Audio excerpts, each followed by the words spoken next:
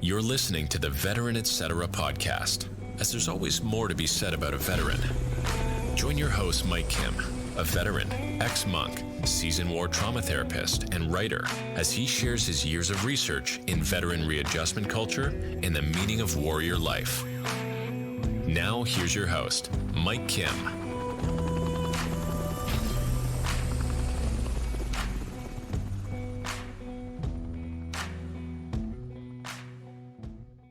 We're here on Veteran Etc., the show that deals with veterans as well as those who inspire veterans and those who are inspired by veterans.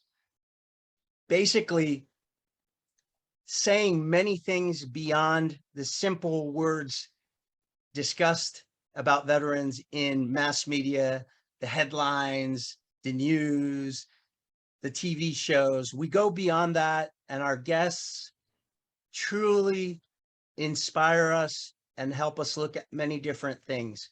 Today, we have a guest, Mary Jane Nealon, who is here and has inspired me in many ways because she and I have been in the Shadowlands. If we remember the book and the movie by C.S. Lewis that speaks about dealing with pain and suffering, writing about it, finding many meanings, transcending.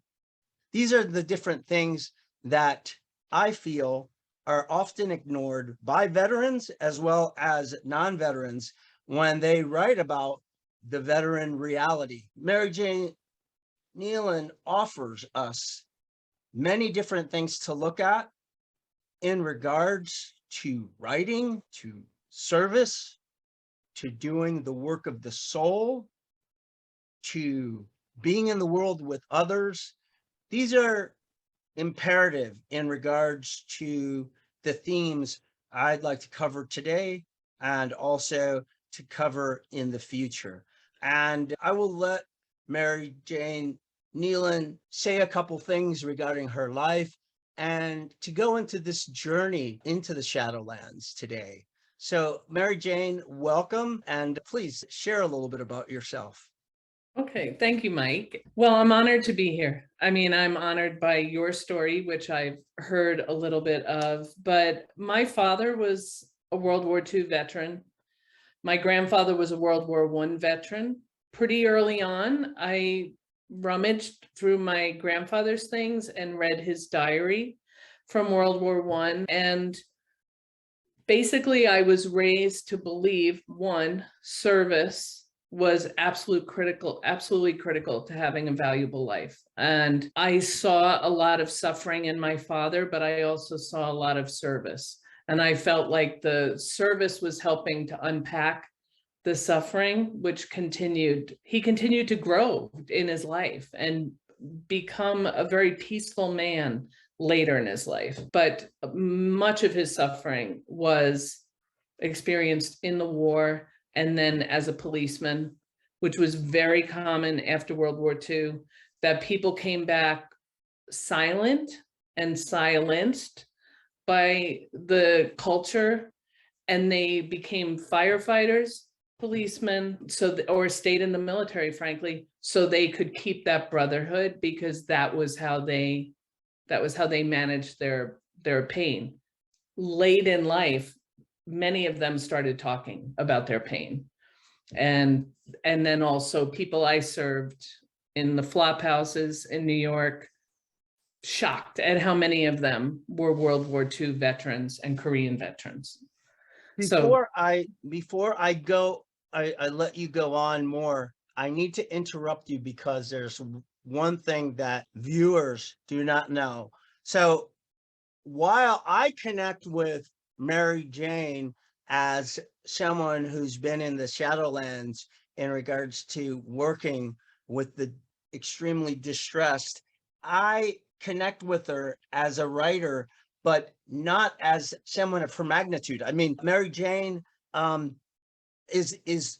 been featured in the Paris Review, Kenyan Review. She's received awards regarding her writing through New Jersey Council of the Arts, the Mid-Atlantic Arts Foundation. She is a recognized writer. She's published numerous poetries. Not only that, she has been able to also lay down a major contribution in the world of autobiography within her one of several books, but one that truly, truly touches me is Beautiful Unbroken, One Nurse's Life. And so I just wanted to let folks know, we just don't have here a wounded healer, much like myself, but we have a wounded healer writer and one who takes it to another level. The reason why I say that is because I, like you, continued my clinical work and was writing on the side and then got published. You were able to do that earlier and make an impact doing it, but not doing it as I see it from like a lot of people these days in the writing world, especially in the veteran terrain world, where they're writing to kind of like for celebrity. You're writing to not just share your life, but also to contribute to culture. And that's something that I'm caught up with in my research in the area of autoethnographic veteran and war narratives. But enough said about all of that. I just wanted to let people know that you're a multi-dimensional person. And getting back to your father's narrative, I'd also like you to share with us some things about writing. Okay, you know, I've been writing since I was 10 years old, which I think is about the time I started to see suffering in my father, and then continued through the AIDS pandemic. I was very early on in New York in the AIDS pandemic. And I do think of it as a kind of, when you're close to suffering and witnessing suffering, I do feel like a moral obligation and a kind of processing of my soul to get it down. And the written voice for me is always a little bit different than the spoken narrative voice, right? Somehow it packages itself in images or something that really stay with me. And there's times like when I was very, very young, like 24, I saw this suffering young girl at Sloan Kettering at the cancer hospital in New York. And I knew I was going to write a poem about this image, about the way she stood, the machines. But I didn't write that poem until I was 40 years old, because I just carried that image around. And I know many people who experience any kind of trauma, the trauma of being close to suffering, you're holding it until you can release it. And I held this girl. And then when I was 40, somebody was telling me a story about a dog that they had been watching from a window. And the guy said to me, I didn't know if the dog was sleeping or if the dog was dead. Something about the way he said that sent me right back to that girl. And then I just trusted it and wrote it. And then it was like done. I didn't have to carry it anymore. So that's like the value I think writing has, both to carry the image and then to deliver that image like healed to the reader. I don't know if that makes sense. It makes plenty of sense. Let me ask you this. Did you, have any hesitancy? Because like you, I was in the clinical world, in this, not just in the world like you, in doing trauma work, but I was also in communities doing home visits with visiting nurse services in New York, in the Bronx, in Harlem, during the Clinton crime bill, during welfare reform in the 90s. So a lot of people know me as a combat vet and a combat traumatologist, but my roots also are tied to this work with the poor in our country. And that's why I'm very drawn to you, not just because of your veteran connections, but because of this work that we've done with these abject poverty-stricken communities that are often ignored. And I just want to find out, and I know I'm a little bit lost here because there's so much in regards to your writing and so much within your biography that I just want to cover so much. And I know you're going to come back on, but I'm just caught up with that. And I'm asking, I want to really go into this as far as that type of work.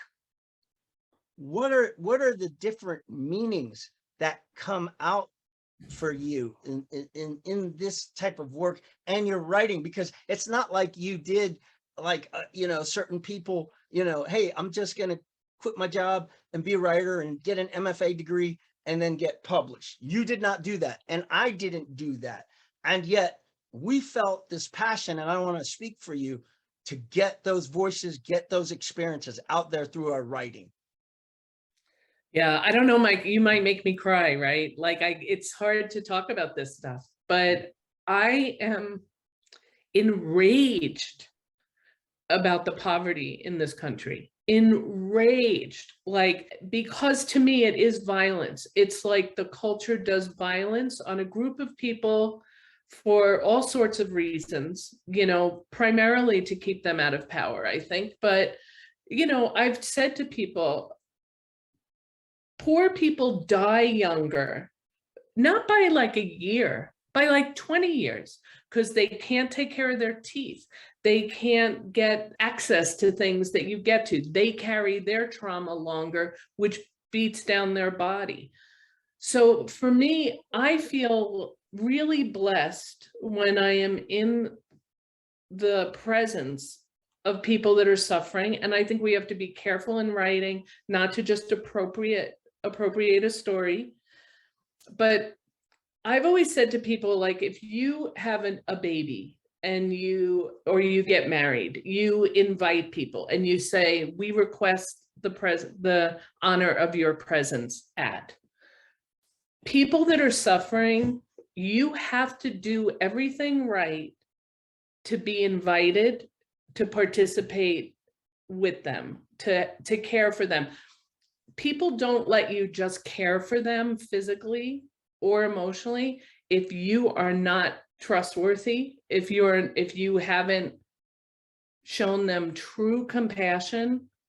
Excuse the expression, but the bullshit meter is high in these communities.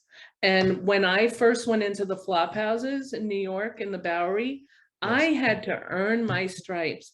Those guys tried to push my buttons. They tried to scare me with rodents and roaches and lice. And I was just like, I'm here. And like, once I was tested enough, that's when they deliver their story that they want told. So I think it's a fine line. I've tried to be respectful and careful and never to just exploit a thing for a story or an essay or a poem. But that's my sense. You do the work and then you have an obligation to help get that story out because of the atrocity of how people live in this country, in the country that could wipe it out in a minute if we wanted to, anyway. And so, yeah, the impact you made, I can attest to it because within the Bowery, because at one time I did work with the homeless in that area through St. Agnes Church, as you know, one of the facilitators with the homeless in the 90s, right before all the gentrification and stuff. And then we would work with vets that would transition between Bellevue, Bowery area, your strip, and then mine in Grand Central Station. But the thing about it is I always heard stories, and when I went down there, I saw, and they still exist, but not like they were back then. And you're right, World War II vets were there. So in this, how could I say it? In this irony, right? In this so-called good war, right? Because I see a lot of, how could I say it? A lot of attacks on homeless veterans now, whether they're Iraq war vets or Vietnam vets, like, hey, they should get on with their lives and all that. But in reality, this good war that we had, this World War II good war, where everyone was supposed to be supported, I, like you, found folks World War II vets on the Bowery struggling. And so can you say a little bit, because you have not only experience with that, but you in the clinical realm, but you also have the experience, with your father and all this. Yeah, this so-called good war in many ways was very ironic, right? Yeah, I think one of the most damaging things from World War II and was the sense that you came home alive, you had nothing to complain about, right? And that was from within them. We had a friend of the family who won the Silver Star in Iwo Jima, and he was a commanding officer there. And I didn't know that he had the Silver Star until he was in his 70s. And I said, Bill, I didn't know about that. And he said, well, I wouldn't talk about it because I came home. And he said at one point on Iwo Jima, it became very clear that any soldier that continued to go over this rise would likely die. And he said his responsibility as the CO was to ask them to go. But at one point he said to them, I have to ask you, but I will tell you right now, if you say no, it will never be like, I'll never hold it against you. It will never come up. You can say no. He said, every single man looked him in the eye and went. So he said, how could he come home and talk about himself in a heroic way? He didn't. So he silently carried all of those brave souls with him, right? And with my father, it was the same thing. He was a waist gunner, and his crew was shot down one day and a guy was wounded, but they, crash landed and they got out. And then this guy, Harry Harbin, was a new crew member. Not 2 or 3 days later, it was March 16th, I think, of 1943 or 44. They take the plane up again. And my father memorized maps. I have a silk map that I'm going to mail to you to have. But he obsessively memorized, if we get shot down here, this is how I get out of enemy territory, right? But he said a lot of crews were lost because the rule was the pilot had to give the bailout order. But he said what happened, the pilot would take a hit in the front of the plane, be trying to control it, and would forget to say bail out. So this pilot and my father had an agreement. If the hit is from the waist gunner back, the pilot will give the order. If it's from the waist gunner forward, my father would give the order. So my father gives a bailout. He thinks the whole crew has crashed. And I know this is probably taking too long, Mike, but No. This is important. My whole life, when I was young, my mother would say, I don't want to hear you complain about that. Your father walked 77 miles wounded to get out of enemy territory. He would sometimes tell us the story, sometimes show us the map that had his little escape route on it. So we always thought he was by himself. He had shrapnel in his legs. We find out in his 70s that the pilot that went down with the plane and was captured by the Nazis and broke every bone in his back, survived, came back to the States, got married, had 12 children, Paul Young. But we always thought Paul Young died because my father saw the plane go down. So we get a phone call. Paul Young's son wants my father to call him on his 70th birthday. Well, we find out most of the crew who was kidnapped survived. I mean, it was a small crew, like 7 or 8 guys, right? The ones that were taken prisoner all ultimately made it home. Paul made it home. And then we go to a reunion in Scottsdale, Arizona of the 391st Bomb Group to meet these guys. And we find out as his children that he had carried out that crew member that was brand new to the crew, who he didn't know at all, who was severely wounded. And this guy, Harry Harbin, went on to become a Baptist minister because he said for those 10 days that it took them to walk the 77 miles from Koblenz, Germany to the Belgian border, that he kept begging my father to leave him because he knew he was so much more seriously wounded. And he said, my father's just said, no, either we both make it or we both die. And he said at that moment, he understood Christian love in action. And every year in his church on the anniversary of that week, he would give that sermon. So we never knew that Harry Harbin existed or was alive because my father wouldn't have talked about it like I did this amazing thing, right? He stole a ham from a guy's bicycle that was cutting down a tree and then made Harry eat it all because he was so much more seriously wounded. So that's one story, Mike, from this good war that, you know, these men carried silently.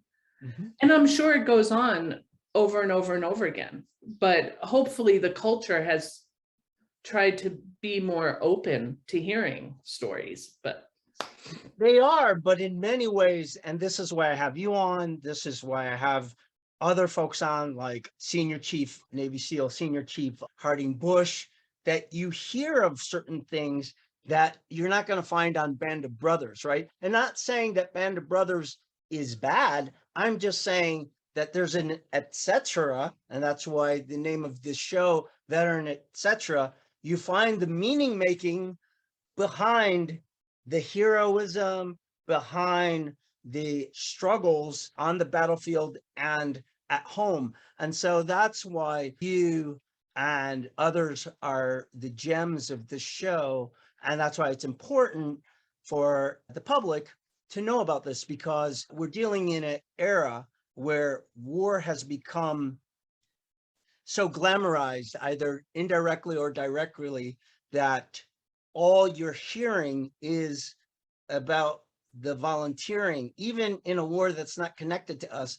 And I don't care what the politics are, but boys and gals going to Ukraine to go fight, to me, doesn't make sense because, and I know I'm going to be criticized for this to a certain extent, but I say this in deepest empathy, and I say this to you, and I say this to you as the audience, as a witness, because you know this, the treatment that these women, men and women and men who volunteered, American veterans who served in other wars like Iraq and Afghanistan, they've been going through treatment here and it's disrupted. That's my big thing. And then you're going to get re-traumatized in another war, not in many ways connected to you other than a humanitarian cause, which is noble. But at the same time, self-care is important. And I was just wondering if you could say a couple things regarding that. Self-care and just, you know. Well, two things I wanted to say. So I wanted to say one other quick thing though, Yes. about the Bowery. Yes. Is it was the silencing of the World War II vets that had them wind up in the flop houses. Wow. Because they had turned to alcohol from shell shock, Yes. lost their families, and then many of them had been sober 20 or 30 years. But at that point, the vets had become their own family, and they would not leave each other in those flops. So I just wanted to. Yeah, I did not recognize that until you pointed this out, but that is why I wondered why there was one of the first frogmen, and he was noble when I met him at a Grand Central Partnership tied to St. Agnes Church. One of the first, you know, we call them Navy SEALs, the frogmen, you know, these guys would dive in, you know, without anything really in explosives, you know, in the Pacific and blow up things so that the Marines could go in. But these real heroes, I mean, this guy, you know, we found out he didn't have any Social Security. He purposely did not go for a veteran's pension. Like you said, he was just living on survival, yet he was super attuned to what was going on. And we just talked him into receiving services. He was clean. He had just managed to survive all those years, but he had done it through community, like you said. That's right. Yeah. Yeah. They watched out for one another. It was so powerful. And I remember getting access to a beautiful, beautiful veterans home, upstate New York, like a paradise for this guy. And he would not leave this other guy who was really fragile because the flops were turning over. And, they were not renting them to that generation anymore because they were trying to make money in these buildings. And so this guy, Ben, who was stone cold sober, no mental illness, a beautiful, beautiful Yes. guy, would not leave Eddie, who was hanging on by a thread because he was his family. Right. Yeah. So I just wanted to make sure I said that. The thing about self-care, I'll tell you, we did not practice it early on in service. I'm very happy that people are taught self-care now, but my pin from nursing school said, for God and suffering humanity. So it was like, in the same way, don't talk about your needs when people are suffering. So for me, I still feel really traumatized by the AIDS pandemic. Like if I had a dream a few weeks ago, and I wrote a poem about it, about walking into a theater. We used to take photographs of people that had Kaposi sarcoma lesions. And every week we'd take the photograph of them in their underwear, front and back, count the lesions, measure the lesions, and with a Polaroid camera. So these Polaroids were everywhere. And in the dream, I was like looking at the Polaroids, and I was in a big theater, and I was saying to this guy, oh, Eddie, and I started naming all of them. All of their names came back to me in the dream. And then the guy said to me, oh, they're all alive. And he opened the curtain, and they were all standing there without a blemish on their skin. And it was so joyous. And I said to myself in the dream, what will I do with all this joyous time? Right. So I think for people doing the healthcare work now, I think about the people in the COVID pandemic front lines. We've talked about that in that project. Like, people are damaged, and you have to somehow figure out, how do you unpack it, whether it's through art, theater, writing, music, community. Because that's the one thing we had in the AIDS pandemic, was community of workforce, right? And that's an indirect, in my opinion, an indirect expression of self-care. And that's what I would encourage veterans, who have experienced these different traumas, before considering to go out into all these new missions. And I'm not judging them. I'm just saying, pay attention to your community, because your community can help you out. I've talked to several of guys, and some guys have decided to still go on. I'm very supportive of them still. And some guys who've changed their mind, and that's fine. The thing is you mentioned a key thing, and that's community. And how would you say, in regards to tapping into community in your writing, has helped you? Well, there's a philosophy, you probably know this better than me with your psychology background, but if you tell a story, and if you tell it enough, a traumatizing story, your brain starts to incorporate it as something you've lived through. So it starts to tell, like, on a very basic level, unconscious level, you've survived this thing, right? So among community of writers, you have an audience for the story you need to tell about your trauma, whether it's grief trauma or, abuse, or, whatever images haunt you. You say it to the community of writers, people are receiving it, and that's helping you make that movement in your brain to, like, I survived this because I'm telling this story, right? And it's also really primal. I mean, it's one of the first things we did as humans, right? Was sit around the fire and tell a story of our day, or record on a cave the story of the hunt, or whatever it is, because it has a biological, I mean, I'm not a scientist, but it has a biological No, it's true. healing power, right? It does. And that's why I kind of lashed out or turned the tables when I first got back from Iraq, and I was at the NYU veteran writing workshop, which was highly funded by the Kennedy family. But, I noticed that, I had just gotten back and these other folks have been back and they were caught up with, writing to promote themselves. And I was trying to share certain things about writing, not that it was therapy, but it was going to be therapeutic. And I felt silenced. And I also felt that other people couldn't really share that. And so everything that you're saying now is profound, because that ended up leaving me. My anger led me to start an underground group in the VA that resembled everything that you spoke about. And it ended up growing into many other groups. But thank you for saying that, because that's important for folks to recognize, that the writing has an individual as well as a collective experience. Yeah. Yeah. And in regards to the project that you and I have been looking at, it's just tremendous, because you made me recognize the whole issue of the veteran reality in COVID.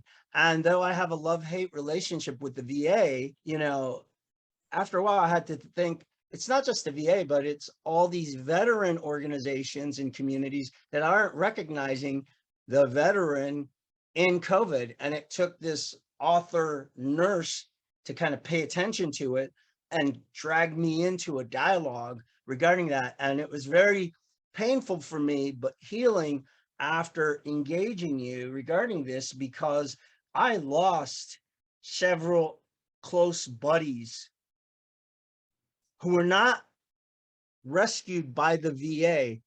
They survived all this war in Iraq and Afghanistan and ended up dying at home, committing suicide during COVID, because they were alone and no one was checking up on them. And Mike, I think I haven't listened to our interview again in a while, but I think this might have come up.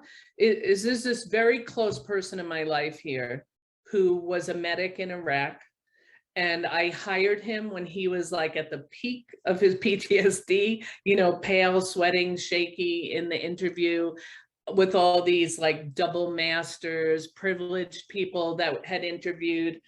And the minute the interview was over, the rest of my hiring panel was like, oh, that person with the double master. I said, look, I'm hiring the vet, period. It's my position. Well, it was rough, for a couple of years, because he was really struggling. And I just kept saying, you are really struggling. Like, you can't see it, because he was heroic, right?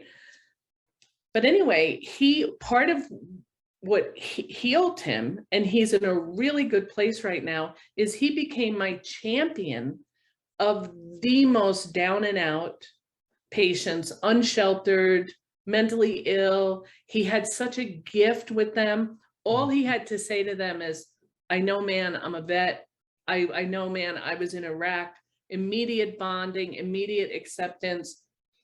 But during COVID, he started to backslide a little bit, because for the first time, suddenly everybody's like, we can't have these homeless people running around, maybe infected. Let's buy a hotel and house these homeless people. And then he was told, no, you can't go there because you work in the clinic. You might carry COVID. They might spread it everywhere. Like, just, the fury. I'm in fury. And so suddenly he was in this window where he was being told he couldn't do the action of service, which was the thing that was holding him together. And so, he made his way through it.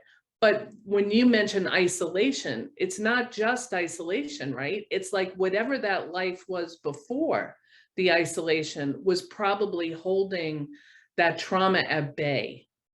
And then you isolate on top of that, and now they don't have a mechanism, right? Yeah. So, yeah, that's heavy. And so when I look at all of this, your body of work, and as we talk about all of this, I'm inspired by a book that you wrote, and I know you've got several books, but And, I know that we can in the future talk about the other works, but the book about your life, the autobiography, what can we learn as those who write a lot about our lives, veterans and non-veterans? I mean, what inspired that? It received a lot of attention, and it really brought you into, very, as I call it, very humble space in your writing. Can you share a little bit about Beautiful Unbroken, One Nurse's Life? Sure. In 2004, like when I told you before, we carry the stories, right, of people that have been traumatized by either the system or their lives or illness. And so in 2004, I was awarded this poetry fellowship called the Amy Lowell Poetry Traveling Scholarship. And the only requirement at the time, it was like 55,000, is you have to leave the country for a year and not come back. That's the only requirement. So I lived half a year on the Irish Sea in Ireland and half a year in New Zealand near the ocean. And that's a really healing place for me. And the stories just started to come. I just wrote every single day, was outside every day, wrote every day. But when that book was published, I thought, okay, big things about nursing, my big nursing stories, the Navajo reservation, the AIDS pandemic, the flop houses. It starts with my brother's death, which like really pushed me forever into service. But when that book came out, Mike, there's a little tiny scene in that book where I talk about seeing an old woman buy a lottery ticket, and everybody says, "Oh, good luck, Mrs. Colicchio, good luck." And then I say, "Do we owe each other at least that?" Right? I cannot tell you how many strangers said that scene, asking that question, what do we owe each other, if not at least hope, right, for each other? It was such a tiny scene. And then a number of other people wrote and said, "I love your father so much." And I was like, is my father even in the book? Like, so the things that people picked up on are those things that I think are really universal. We need to take care of one another. And sorry, my dog's struggling to stand up. Well, let me ask you this, because there's a lot of dogs now really caught up with veterans, service dogs and all that. And I see the pictures, and, a big reason why I appreciate you is your love of dogs and my hat, because my dad was a country veterinarian for a while, and he had a farm in Mississippi. And also I always loved the Merle Haggard song about Montana, big city. And my tribute to all that and you is my Roadmaster Stetson, and so yeah, like the meaning that you have been able to create with your relationship with your dogs in regards to your life, your writing, etc. Could you share that? Because I know a lot of viewers here have dogs and can relate with you. Yeah, well, I don't know if this will be an eye-rolling moment for some people, but I would say I carried depression for quite a while that I attribute to the AIDS pandemic and all that loss, and then 9/11, which kind of sent me away from my home state to Montana because I needed to heal that. When I got my big dog, she was super traumatized, and all I could do was like try to make a space for her to feel safe. And again, serving her and making a safe place for her completely took me out of my depression, because I just would wake up and start taking care of her. But the bigger thing then, now I have another rescue who's also was like on death row as unadoptable, and he's just the best dog. But Mike, I will be honest with you, I can't kill anything. Like, I can't kill anything. I really believe the dogs have underscored, one, how sacred life is and how simple, right? Care for me, love me, protect me, and I will, love you, care for you, protect you. It's like two-way street. So that, I tried to save a hatchling bird for a couple of days last year. The last week escorted a fly out of the house because I really didn't want to kill it. And I believe that's come from just understanding that I do not have hierarchy over these dogs. And so understanding my place in things is as an equal. If it's alive, I have some responsibility to it. It doesn't mean I wouldn't kill a black widow spider or something, but my preference is just to put myself online with the idea that all life is sacred and all life has value. Yeah, that's tremendous in your treatment and your thoughts. I definitely enjoy seeing photos of that on Facebook, and I know my sister and my father, I think he became a veterinarian, due to the Korean War and all that. And I had resentment when I was younger because I felt like, why is he closer to these animals than to his family? But it took many years to understand, and I would see him, relate, and everything that you just said just pointed that out. I'm once this is fully shown, I really want to send this to him, at least the clip, because I know my dad has a very short attention span in his age, but this clip he will get. And so I just truly appreciate that. And so what are you up to now? What are some things going on? Well, you know about one, which is the pandemic project, the photographs, and then a kind of time capsule of America during this time. And so we are working hard on that. And then, writing poems. And I do have a dream of writing a book about my father. And he has a very big story. And so that's something I hope to do. Lots, every day there's probably some writing that happens. Okay. And right now, as far as your clinical work, is it limited, or have you retired? What does that look like now? Yeah, I'm supposed to be retired, but I have a really hard time saying no. So I'm working with community health centers in Montana, working with some rural health centers in South Dakota, and I'm just doing that as a consultant. So some weeks I work 20 hours, some weeks I work 30, some weeks I work 5. So I really want to stop in the next year and just focus on writing full time.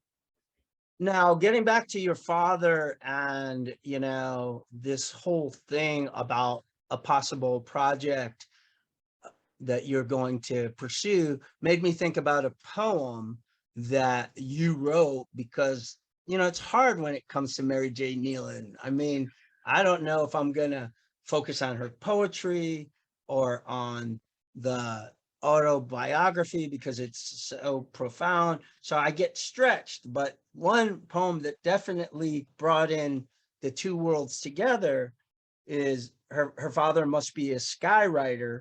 And I'm just wondering, is that connected to your father and some aspects of his journey as a warrior of World War II and after? Yeah, I mean, it was that example, right? He joined the Air Corps, which is what they called it before. If there was an Air Force, the Air Corps was part of the Army.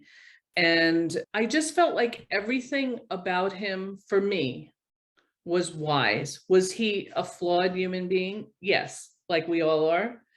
But he had so much pain and suffering in his early life, desperate poverty. His father was killed when he was very young. And so I did feel like he laid out lessons for me over and over again. And that first lesson was he had 2 younger brothers. And when Pearl Harbor happened, he went and signed up right away with one of his best friends because he thought he could save his younger brothers from going.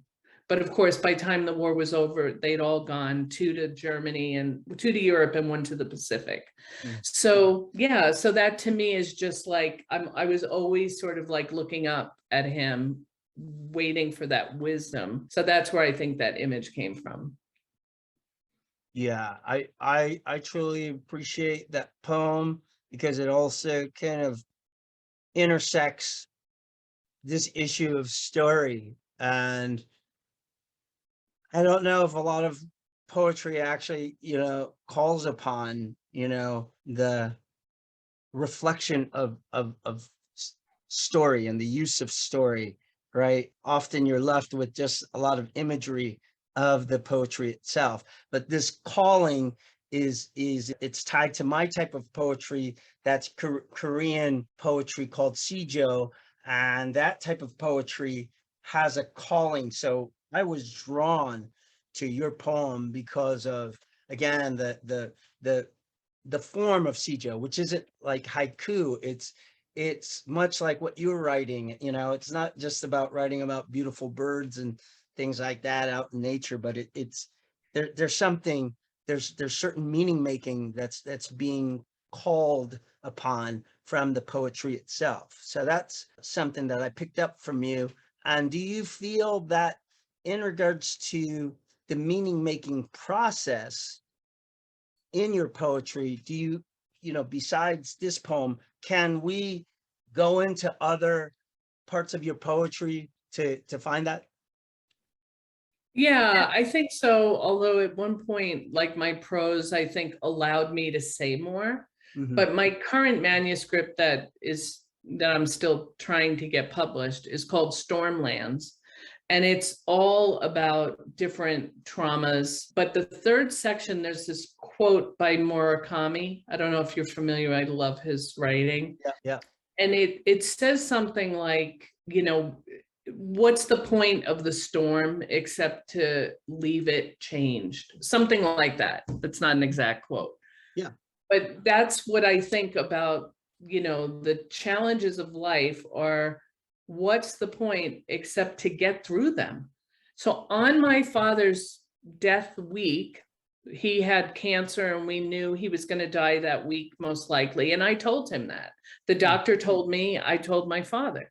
And he said, oh, all right. And then he's like, let's call, he called Pudgy Kelty, who he had signed up for the Air Corps with, and said, Pudgy, it's Red. I'm going to be checking out this week if you want to come say goodbye. And then, we actually had a great week. But at one point I had morphine for him and I was like, Dad, I have some morphine. And he said, no. It's the next great adventure, Mare. I don't want to be sleeping. I want to see how I handle it. I want to see how you handle it. And, that was the thing of like, let's just do it. Let's just get into it, because it is what our purpose, to get through things, or and to see how they change us, to see how we grow in them. Yes. And I think that the writing has the potential always, if you tap into it like what you have done, to capture that. What can you say about the different influences in your life as far as writers and poetry? And if a veteran is here wanting to how to kind of like get started, what are some things that you can give him or her? I love Seamus Heaney. He wrote a lot about the Troubles in Northern Ireland, which was a kind of war, urban war. Yeah. I love Yeats for the music. Lots of modern poets that I honestly, I find like a new one every week. There's a book that's just come out called Yellow Rain, that's about the Hmong people and what they went through and the whole Laos, Cambodia thing. And it's, I could read one poem and then I have to put it down and I just think, oh my God, but so good that somebody's written. And it's a big book. It's like 190 pages or something. It's just brilliant. There's a great book called The Hurting Kind by Ada Limon. That's also kind of new. I think if you're willing to read something that's gonna crack open, not devastate you, not trying to create a second trauma, but just crack open a point of view. I don't know if you know Czesław Miłosz. He was a Polish poet, yes. wrote a lot about World War II. So after my brother died, I was extremely close to him. I just was in this deep grief and I was in this deep anger. And as the Navajo people told me, if you're right there, your soul is at risk. If you can't move out of the anger, your soul is at risk. Mm. Miloš has this poem called Encounter. And it's something like, I was riding through a field in a wagon at dawn. A man pointed, a hare ran across the road. Oh, my love, where are they? Where have they gone? Streak of light, rustle of pebble, something like this. I ask not in sorrow, but in wonder. And when I read that poem, Mike, it was like maybe 2 years after my brother died, it completely opened up a different way to look at it. What if I wasn't mad about his death, but just questioned and trusted, I don't like that there's a purpose but just trust it. It was what it was. And now I have to be curious about the rest of my life without him, right? It's just a way of being open by things. Yeah. And we've discussed a lot regarding a lot of the existential influencers and rules within your life, your unfolding life. I'm just curious, I'm just taking a stab at this, and this isn't a right or wrong kind of answer. And, please feel free to answer it as the way you want to answer it. But, I have to ask this because I was not just in the military several times, but I was also a Dominican friar monk. And I was just wondering, in regards to how you've incorporated spirituality in your writing and in your work in trauma, can you share a couple of words? Yeah, I mean, I was raised a Catholic and I resisted Catholicism because of its patriarchy and lots of things, judgments and things like that. But I feel I'm a very spiritual person. I absolutely believe there's a purpose to our lives. I do believe our bodies are temporary vessels for what our real life is. And honestly, it's the communion of writing or the communal word, when you read novels, when you read poems, that you're like, this is the human condition and I'm a part of it and it's big. And that's spiritual to me, right? So I don't go to church. I tell everybody when I'm in any body of water, pool, ocean, river, I'm in church, because I feel like that's the closest we come to that life force. So I don't know if that sounds kooky, but that's. Well, it's very, connected to the philosopher Spinoza and how he was talking about connections with, the metaphysical. Do you find yourself that in your writing, you've tapped into some of that at times? I do, because I think every time, a friend of mine talked to me about this yesterday about poetry. She said, I don't think that ecstatic thing works at the end. I was like, well, that's what I'm always kind of moving towards. Like, how do you take this experience and find where it taps into a kind of ecstasy? So it's hard to do, but I would say that's what I try to do. And Seamus Heaney, again, has a book called Station Island, where he goes through the stations on this island in Ireland on his knees at times. And it's just like, turns that into the poem as a lesson against violence. And so I just think it's what I'm aspiring to, Mike. And I am sure 100%, however long I live, I'll still be aspiring to get there. I don't think most of us get there in our attempts at writing. Yeah. How would you say, if someone is stuck because of their readjustment issues or their trauma, and they still have a passion for writing, what type of suggestions would you have for folks in that state? I know there was a friend who posted something on Facebook who's caught up as a writer and is in that type of reality. And so if she's listening, this would be well, one of the first things I would say, and again, with no authority to say it, I wouldn't even do the writing. I will tell you, I use my tape recorder on the phone all the time, because people have rules in their head around writing and they start to feel like it's going to be seen and judged.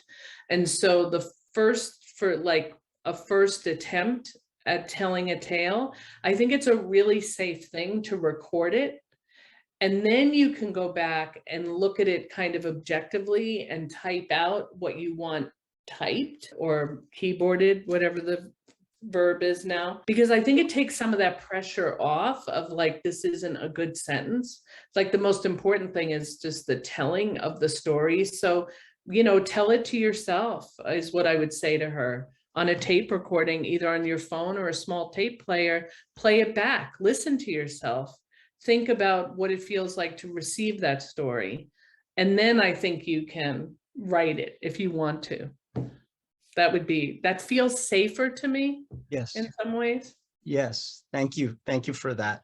And what are some things that you can say about choosing what to share and what not to share as far as those personal experiences? And I know everyone is different, but just getting it from you, because I think that, for one, you've done it a long time, and two, you've been successful, and not according to the world's success, but I'm talking about which you have been. But what I'm looking at is more as like success as far as like, gosh, she's been able to live out her purpose, in this. And I'm going to bring some of our theological past from our old Catholic world, which I'm not really a part of anymore, really, although I admire aspects of it. But this whole thing where St. Thomas talks about, your ultimate, human purpose of contentment. And I got lost in that. But like, how would you say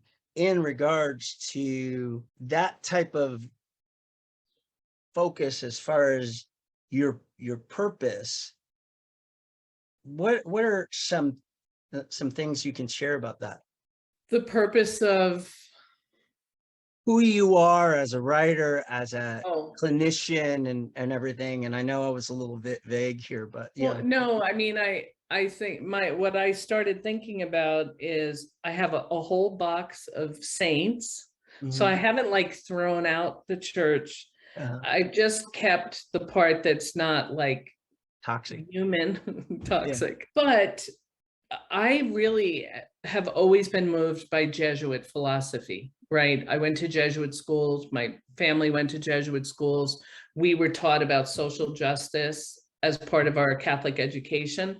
That part I still embrace.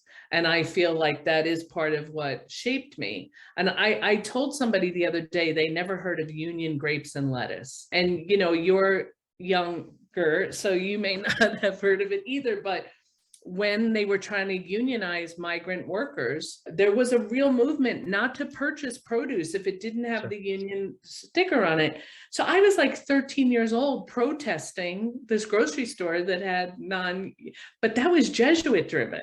Yeah. Right. So that's what I really believe 100%, that, there was this Father Puente in the 1600s was the first Jesuit who said, the Jesuits used to meditate on the crucifix every day. And he was the first one to say, I don't need to look at Christ suffering on the crucifix. If I look at a sunflower long enough, I'll find my way to God. If you look at anything in the world, you can find your way to whatever God is for you. And that's how I feel, Now be in the yes. Now what you're saying really triggers something in me, because, and I know my Dominican brothers are going to be shocked listening to all of this, but I'll share it with you a short secret. No, I didn't break any vows, other than I did wear fancy Italian shoes underneath the robe. That's the only thing. But then I find out the scandalous Father, whatever, Pope Benedict, he used to wear Prada shoes and stuff. So it's kind of crazy. So it makes me look like Pinocchio, compared to him, but not Pinocchio, but a real pauper, But the thing is that Father Arupe, which you probably came across, and I connect the story because of what you just said, and our connections with our maybe falling out of the church, but still appreciating the church. But much of my work, I heard the story when I was younger about Father Arupe being like this this rebel in the Catholic Church and being, against, the traditions of the church and this whole value for social justice. And I say this, I'm connecting the military here and war, and much like you in many ways, and the story of your dad and just, the journey that you've had. But Arupe, people don't realize he was one of the physicians as a Jesuit priest in, I think, Hiroshima during the bombing. And you were in the Shadowlands, I've been in the Shadowlands, and he's in the Shadowlands taking care of bombed children, men, women, healing their wounds after this bombing. Thus, we see an Arupe who is passionate against war, for social justice, many years later when he's the master general of the Jesuit order, and the news, the mass media is totally persecuting him for having this so-called the liberal bent on things. Much like you and I, our narratives of being with the suffering have influenced our politics, and not that we're some type of we're not communist pinkos who want to overthrow this government. But I think, like Arupe, and please share on some of this, we might have anti-war feelings, because we look at injustice in regards to a lot of these wars, or, when people aren't taken care of in our communities, because we've actually been there and we've seen the horrendous acts in society's lack of concern. Yeah, and we can't forget that we have a volunteer army, which means the majority of the people, not all, but the majority of the people in the volunteer army are there for opportunities that don't exist for them elsewhere in their communities. So we've immediately embraced a system that's unfair to people who have less, and we ask them to suffer more for us. I don't see how war ever is an answer for anything. It astounds me that there's this energy of bravado the minute there's, I don't know. I would say this, I'm patriotic, but I know that there was this young vet who I talked to at my old clinic, and he said he came back from war and he felt like an animal. He didn't feel like a human. And everybody just kept talking to him about his trauma, but he couldn't even begin to do the work. And then somebody said to him, all right, well, forget about all this. Let's just try to get you a job. And then he got a job, and then worked this job for like a year and cut back on his drinking because he didn't want to be hungover at work and all of this.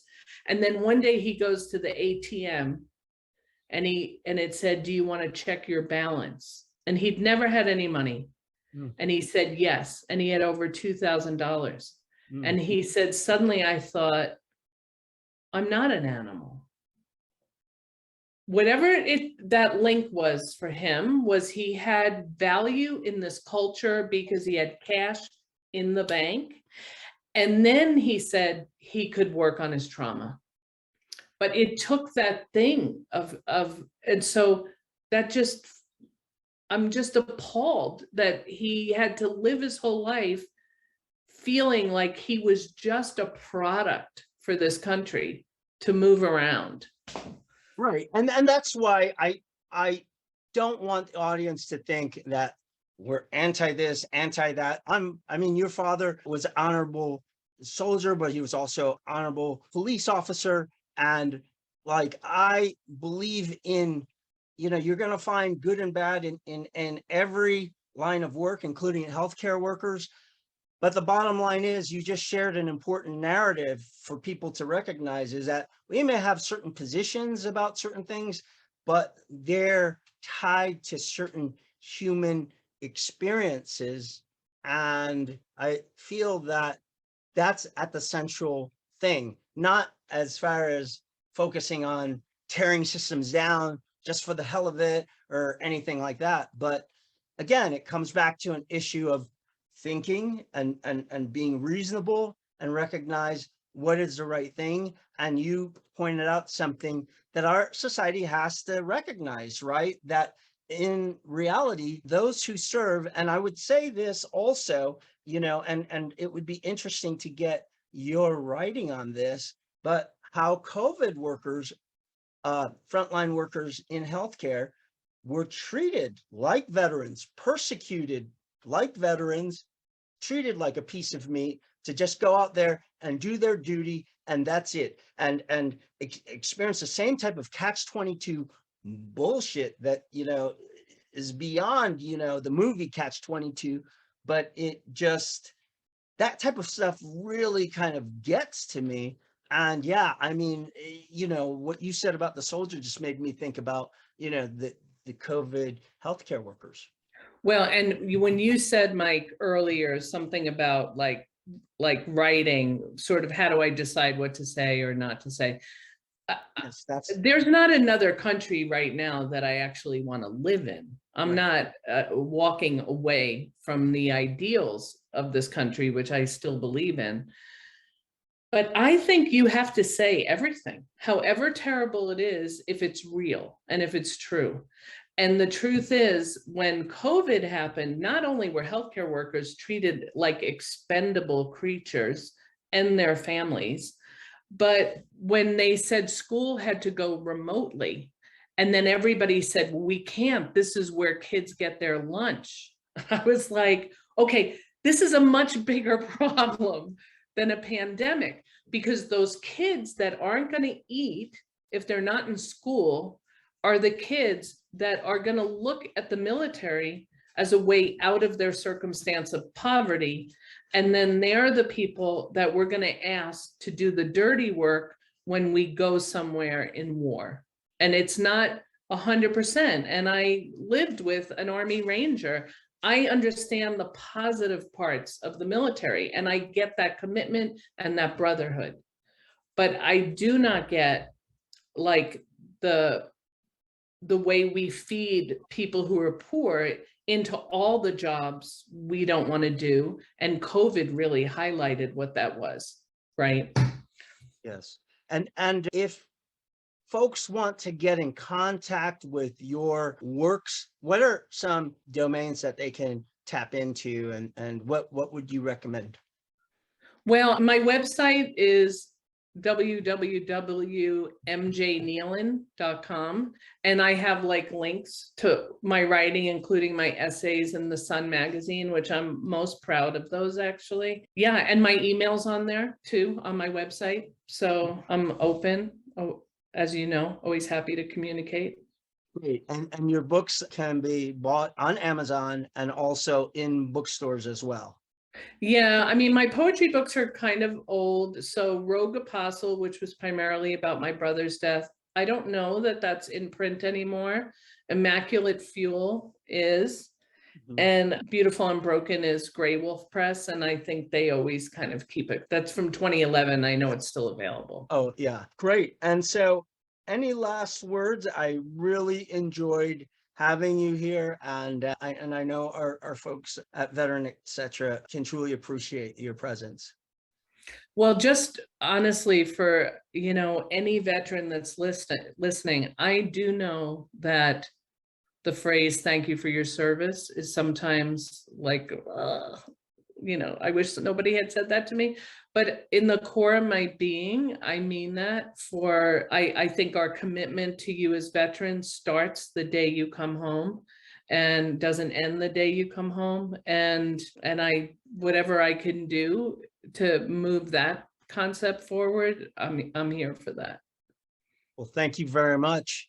Mary Jane Nealon, someone who has influenced me and has influenced many others, someone who has contributed towards the culture of trauma, the culture of readjustment, and has touched this veteran's life, and I know many others. And so thank you for being with us. Thank you, Mike. Take care.